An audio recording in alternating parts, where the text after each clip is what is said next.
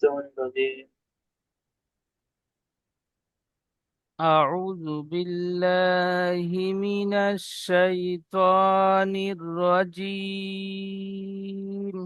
أعوذ بالله من الشيطان الرجيم. بسم الله الرحمن الرحيم. الله الرحمن الرحيم. رب يسر ورب يسر ولا تعسر ولا تؤسر ولا تعسر ولا تؤسر وتمم بالخير. وتم بالخير. وبك نستعين.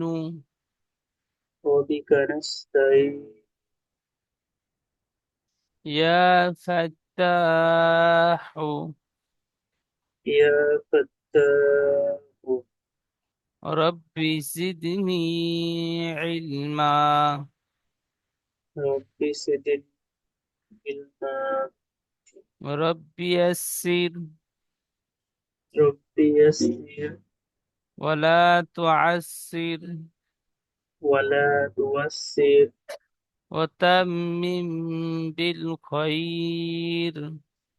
وتم بالخير.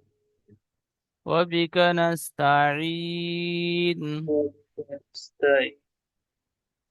يا فتاح يا فتاح رب زدني علما. رب زدني علما. رب زدني علما. رب زدني علما.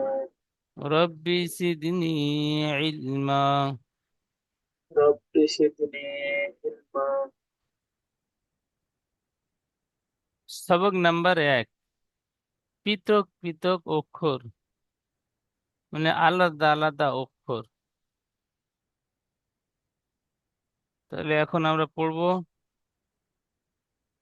এই পৃথক পৃথক অক্ষর। প্রথমটি দেখেন, আলিফ।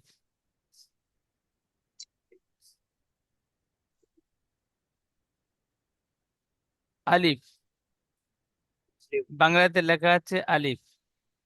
আলিফের পাশে দেখেন একটি ক্রস চিহ্ন দেওয়া আছে।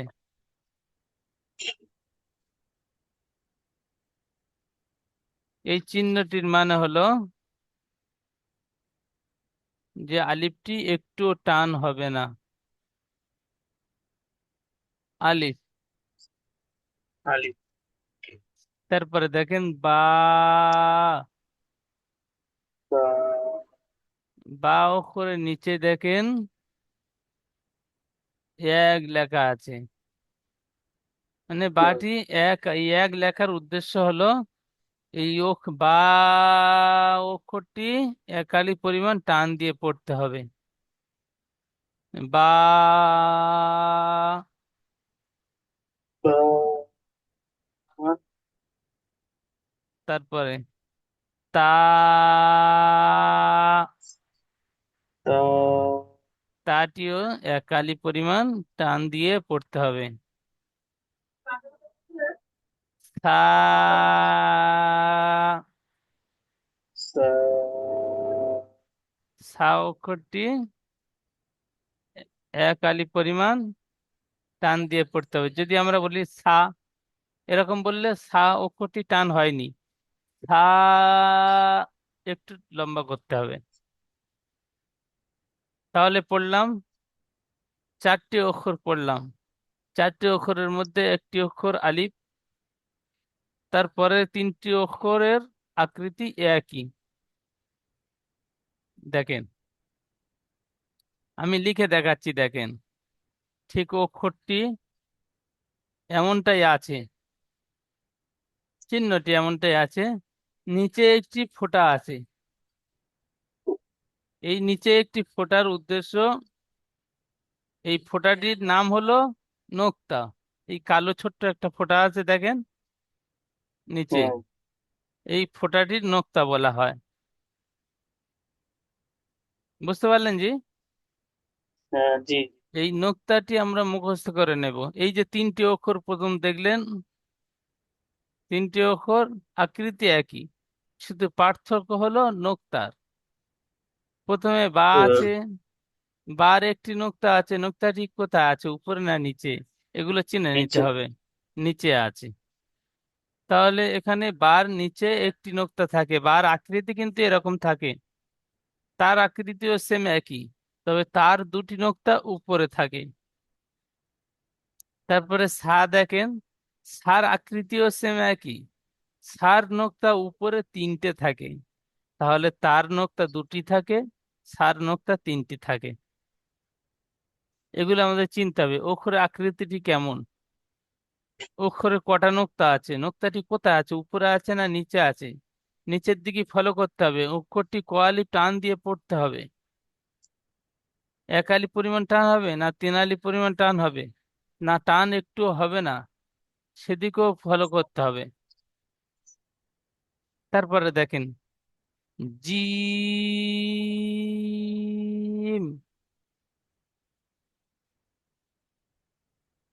হা,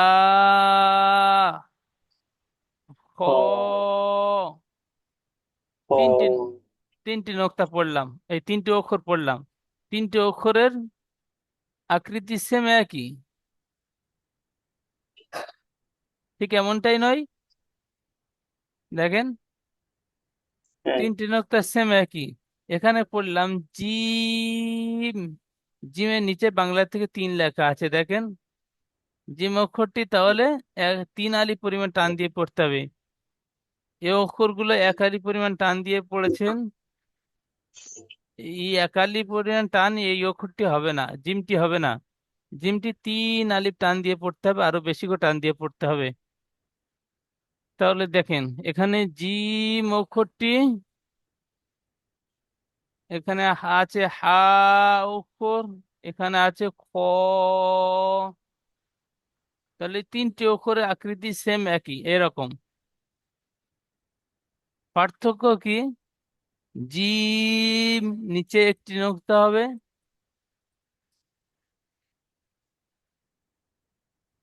হা খালি, হার একটিও নোক্তা নেই। তারপরে খর উপরে একটি নোক্তা আছে,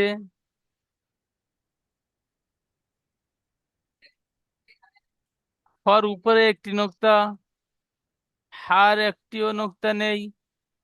জিম, জিমের নিচে একটি নোক্তা, তিনটে অক্ষর সেম একই, তাহলে শুধু চিনতে হবে নোক্তার দেখে।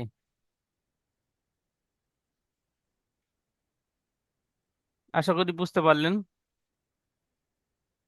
জি, জি।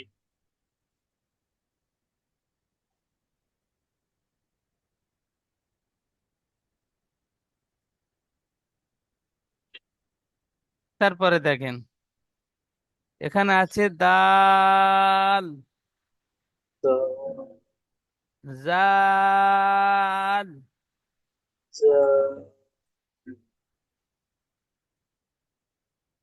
এই দাল এবং জাল দুটি অক্ষরের আকৃতি একই রকম, ঠিক এমনটাই,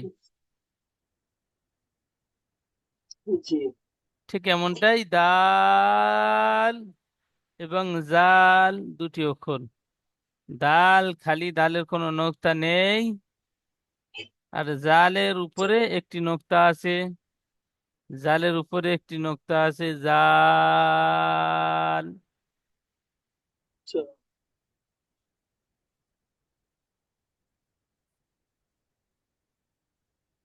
তারপরে দেখেন র, জা দুটি অক্ষর ঠিক এমনটাই।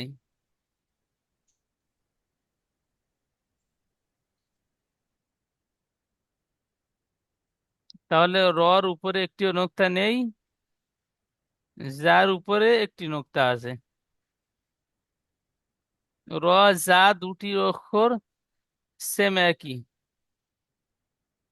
জি শুধু জি শুধু ওই নোক্তাটুকু পার্থক্য, বাকি আর কোনো পার্থক্য ওর মধ্যে নেই।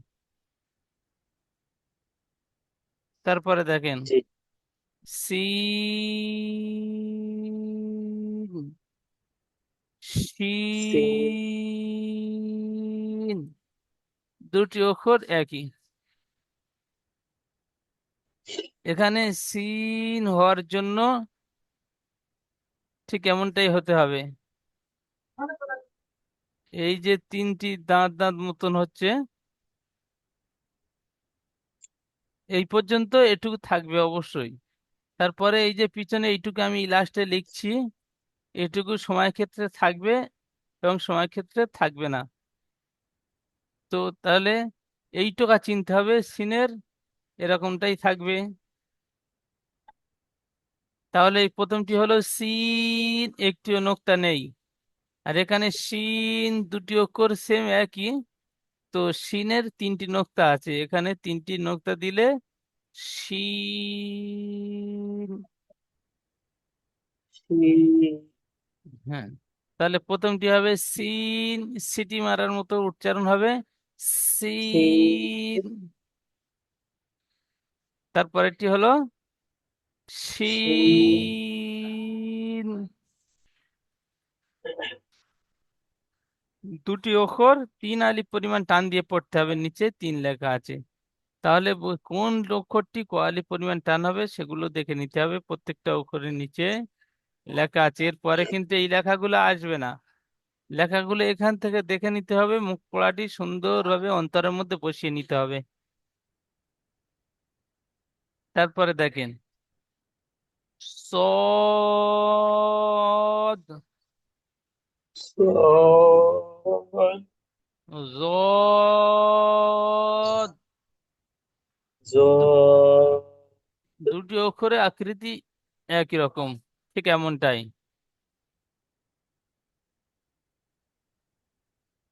ঠিক এমনটাই নয়? জি জি। তাহলে এর মধ্যে পার্থক্য, দুটি অক্ষর তো সেম একই, তাহলে এর মধ্যে পার্থক্যটি কি? নোক্তা। সদ খালি, জদ। জদ এর উপরে এক নোক্তা। তাহলে আসল মানে আমাদের চিনতে হবে নোক্তা দেখে কোন অক্ষরের আকৃতি কেমন এবং কোন অক্ষরের কয়টি নোক্তা আছে, এগুলো আমাদের নোক্তা দেখে চিনতে হবে। তো আমরা এই পড়াটি সুন্দরভাবে যেমন আছে এরকম ভাবে লিখবো। কার কয়টি নোক্তা আছে, কোথায় নোক্তা আছে, আমরা পাঁচবার, কমাস কম পাঁচবার লিখবো খাতায়। পাঁচবার লেখার জি পরে যে সবার মাথায় যে লেখাটি লিখবেন, ওই লেখাটি সাপোর্টে পাঠিয়ে দেবেন। ওই যে 42 নাম্বার লাস্টে, ওই 42 নাম্বার, ওই নাম্বারটি হলো সাপোর্ট অ্যাডমিন নাম্বার, জি ওই নাম্বারে পাঠিয়ে দেবেন। জি তারপরে জি। আপনি লেখাটি আস্তে আস্তে লিখতে লিখতে লিখতে লিখতে আপনার যখন সুন্দরভাবে লেখা সরল হয়ে যাবে, তখন আপনি না দেখে লেখার চেষ্টা করবেন, অবশ্যই লিখবেন। হয়তো বলবেন এটা আমি হুজুর বাংলা তো পড়তে পারিনি বা পড়তে জানি না, আমি লেখাপড়া জানি না, আমি কেমন ভাবে লিখবো। লেখা বেঁকা হোক কোনো অসুবিধা নেই, আপনার লেখার উদ্দেশ্য হলো অক্ষরটি অন্তরের মধ্যে বসার, যে অক্ষরের আকৃতি কেমন, কোন অক্ষরটি কেমন ভাবে আছে, তার কয়টি নোক্তা আছে, কোথায় আছে, এগুলো আপনার অন্তরে বসার জন্য আপনার লেখার কাজ দেওয়া। হ্যাঁ, লিখবেন এখানে আছে দাল, দাল অক্ষরটি ঠিক যেমনটাই আছে এমনটাই আপনি লিখতে পারেননি, সমস্যা নেই,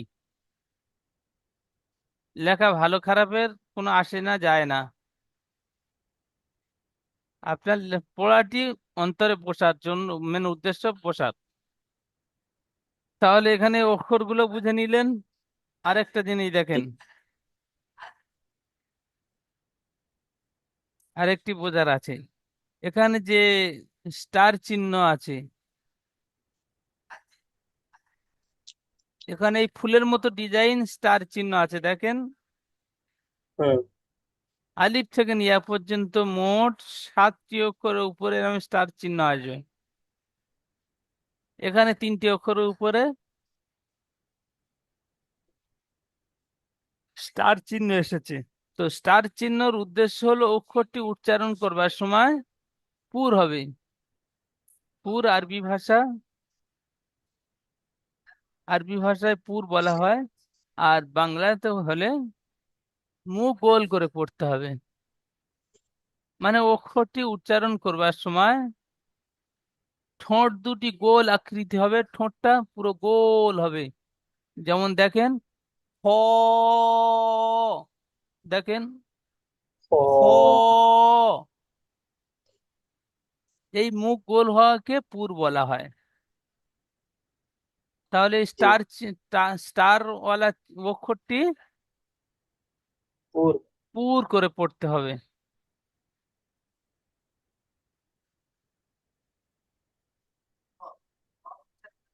এই পর্যন্ত পড়া তৈরি করবেন। জি। তাহলে এই 3টি লাইনের পড়া সুন্দরভাবে তৈরি করে নেবেন। ওই 3টি লাইন আমরা ছোটবেলা পড়েছি, ওকার আকার ক খ, যে পড়াগুলো পড়েছি তার মধ্যে প্রথম ঠিক এমন ভাবে গুছিয়ে গুছিয়ে পড়া হয়। ক, খ, গ, ঘ, ঙ, চ, ছ, ঠিক এমন ভাবে পর পর পড়া হয়। তারপরে এই পড়াটি হয়ে যাওয়ার পরে দেখবেন ব, র, ক, দ, ঝ, ঠিক এমন ভাবে, মানে উল্টো পাল্টা হাতকানো পড়া। এখানেও সেম একই, যে আলিফ থেকে যে রত পর্যন্ত পড়েছেন, আলিফ থেকে রত পর্যন্ত এর হাঁটকানো পড়া এখানে। এই যে 3টে লাইন এখানে আছে, সা, উপরে পড়ে এসেছি 4 নম্বর অক্ষরটি, সা। তারপরে র, উপরে দ্বিতীয় লাইনে র পড়েছি। তারপরে সিন, জিম, আলিফ, আলি। হ, সদ, ও। যা। মাশাল্লাহ, জাদ, উম, শিন, হা, তা, ক। তা। দাল, জা, যা। যদ, বা। বা। এই পড়াগুলো পড়তে হলে সর্বপ্রথম এই পড়াটি সুন্দরভাবে তৈরি করতে হবে। এখানে দেখেন, সদ অক্ষরটি কোয়ালিফ টান হবে, এখানে লেখা নেই, তাহলে আমার বুঝতে হবে কি কোথায় থেকে, এখানে বুঝতে হবে। করে। এখানে সদ, এই সদ অক্ষরটি 3 আলিফ পরিমাণ টান হবে। যা। জি। তাহলে সদ অক্ষরটি 3 আলিফ কোয়ালিফ টান হয়, এখানে চিনে নিতে হবে।